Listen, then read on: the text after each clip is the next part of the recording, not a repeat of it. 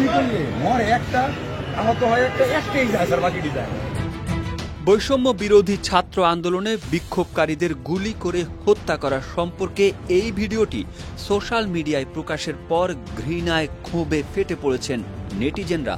তারা বলছেন, কতটা নৃশংস আর নির্দয় হলে এমন তাচ্ছিল্যের সঙ্গে মানুষ হত্যা নিয়ে আলাপ করতে পারে।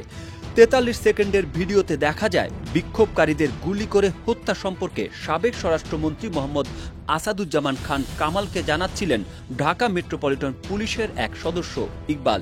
সাবেক স্বরাষ্ট্রমন্ত্রীকে একটি ভিডিও দেখিয়ে ইকবাল নামের পুলিশ কর্মকর্তা বলছিলেন, গুলি করে লাশ নামানো লাগছে স্যার, গুলি করলে মরে একটা কিংবা আহত হয় একটা, একটাই যায় স্যার, বাকিটি যায় না।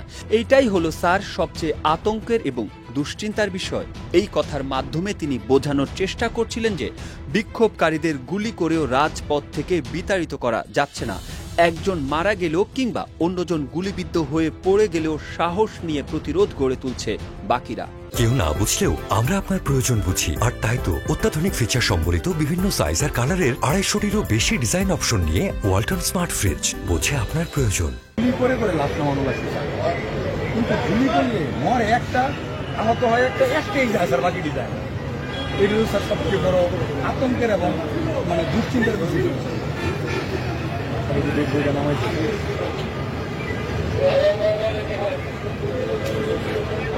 মোটা মোটা ওই সিটি আছে, কোমরে বেল্ট ছিল আর নিচে প্যান্ট ছিল, পুলিশ মোটর সাইকেল দেখে ব্যাগে কাপড় আছে, এইটুকু দিয়ে এইটুকুর কারণে। গুলি করি মরে একটা, বাকিটি যায় না স্যার। ভিডিওতে এই কথাগুলো যে পুলিশ সদস্য বলছিলেন তার নেম প্লেটের নাম দেখা যায় ইকবাল। আর আসাদুজ্জামান খান কামালের বাম পাশে যিনি দাঁড়িয়ে রয়েছেন তিনি বর্তমান স্বরাষ্ট্র সচিব মোহাম্মদ জাহাঙ্গীর আলম।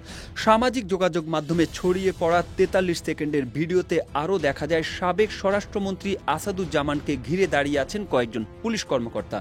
ভিডিও ক্লিপটি সাবেক আইজিপি চৌধুরী আবদুল্লাহ আল মামুনের কাঁধের পেছন থেকে মোবাইল ফোন থেকে ধারণ করা হয়েছে। আন্দোলনকারীদের পুলিশ গুলি করেও দমাতে পারছে না বলে জানান পুলিশ কর্মকর্তা ইকবাল। সাবেক স্বরাষ্ট্রমন্ত্রীর নির্বিকারভাবে মনোযোগ দিয়ে ভিডিওটি দেখেন। গুলি ও হতাহতের দৃশ্য দেখে তার চেহারায় কোনো প্রতিক্রিয়া দেখা যায়নি।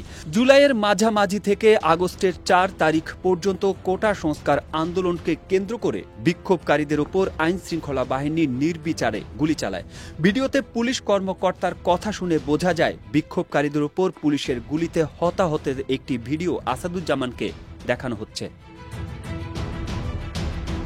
এদিকে ২০১৫ সালে রাজধানীর উত্তরা থেকে গুম করার অভিযোগে সাবেক প্রধানমন্ত্রী শেখ হাসিনা, সাবেক স্বরাষ্ট্রমন্ত্রী আসাদুজ্জামান খান সহ ৫ জনের বিরুদ্ধে মামলার আবেদন করা হয়েছে। আজ দুপুরে ঢাকার মেট্রোপলিটন ম্যাজিস্ট্রেট ফারজানা শাকিলা সুমু চৌধুরীর আদালতে এই আবেদন করেছেন ভুক্তভোগী সুপ্রিম কোর্টের আইনজীবী সোহেল রানা। আদালত বাদীর জবানবন্দি রেকর্ড করে আদেশ অপেক্ষমান রেখেছেন। এর আগে গতকাল কোটা সংস্কার আন্দোলন চলাকালে রাজধানীর মোহাম্মদপুরে মুদি দোকানদার আবু সাইদকে হত্যার অভিযোগে সাবেক প্রধানমন্ত্রী শেখ হাসিনা সহ ৭ জনের বিরুদ্ধে মামলা করা হয়।